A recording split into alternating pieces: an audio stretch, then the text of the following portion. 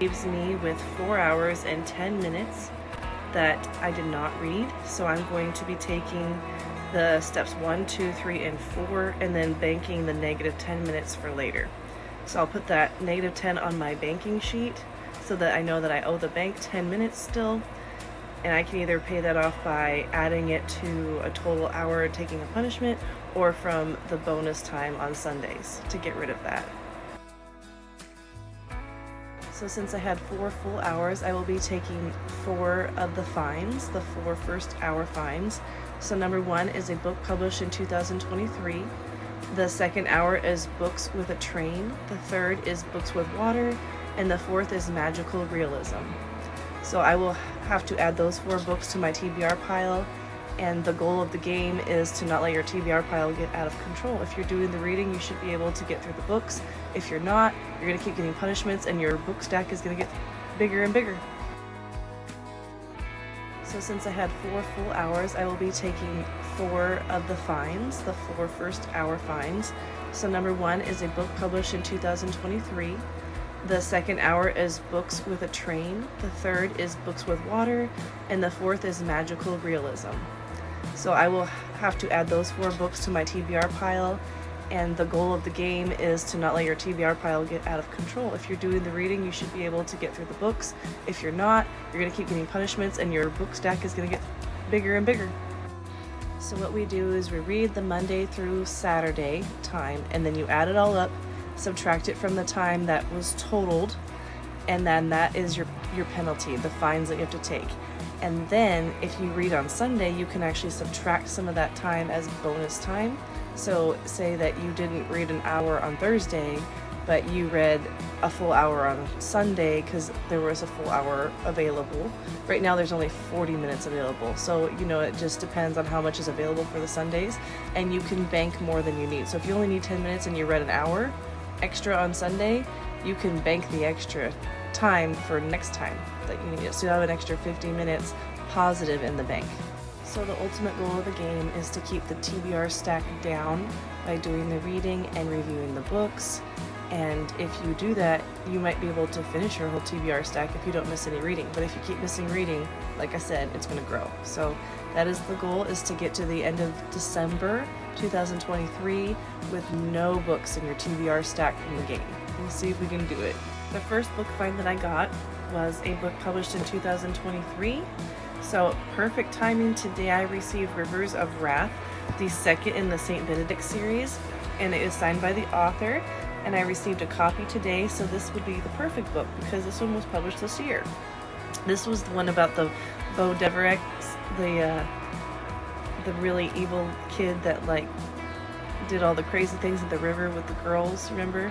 And I told you the ending was just whoa, let's just say his dad has no loyalty to his son. Here's a synopsis for St. Benedict Book 2. Leslie Moore is struggling to get through her last semester at St. Benedict High. Even her relationships with her boyfriend Derek is falling apart. But after receding floodwaters from the Bayou Follet River expose the bones of a woman, Leslie becomes obsessed with tracking down the killer. Sightings of an apparition haunting the Abbey sends Leslie and her friends back to the scene of a horror from last Halloween, but no one is prepared for what they find. After a stranger, the handsome Luke Cross, arrives in town, another girl goes missing, and the sheriff suspects the newcomer is hiding something.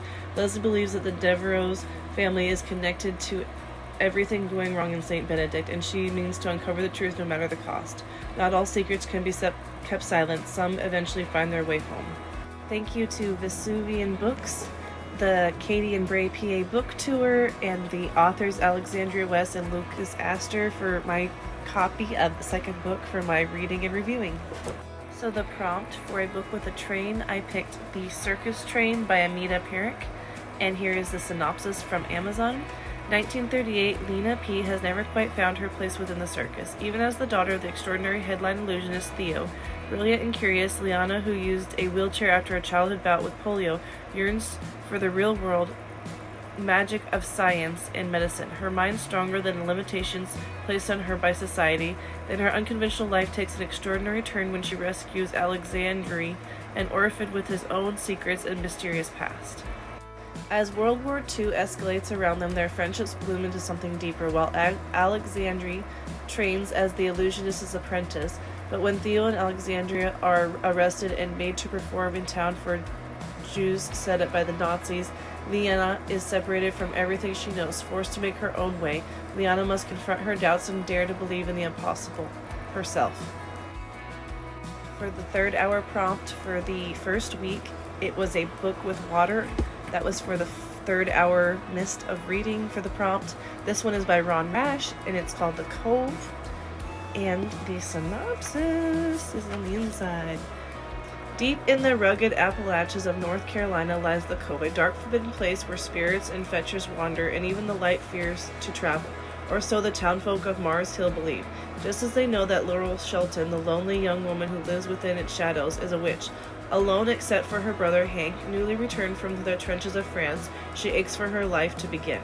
Then it happens. A stranger appears carrying nothing but a beautiful silver flute and a note explaining that his name is Walter, he is mute, and is bound for New York. Laurel finds him in the woods, nearly stung to death by yellow jackets, and nursed him back to health. As the days pass, Walter slips easily into life in the Cove and into Laurel's heart, bringing her the only real happiness she has ever known. But Walter harbors a secret that could destroy everything, and damage is closer than they know. Though the war in Europe is near its end, patriotic fever flourishes thanks to the likes of Cheney's faith, an ambitious young army recruiter who stokes fear and outrage throughout the country. In a time of uncertainty when fear and ignorance reign, Laurel and Walter will discover that love may not be enough to protect. So for the fourth hour booked prompt for the finds is magical realism. So I picked Witch Please by Anne and Gary, the first book. The second book I also have borrowed from the library, but I will not be reading it until I'm finished. Boss Witch is the second book. So we'll be reading Witch Please first, and here is the synopsis. Danica Waterhouse is a fully modern witch. After a messy breakup, Danica makes a pact with her cousin. They'll keep their hearts protected and have fun without involving the overly opinionated, meddlesome Waterhouse matriarchs.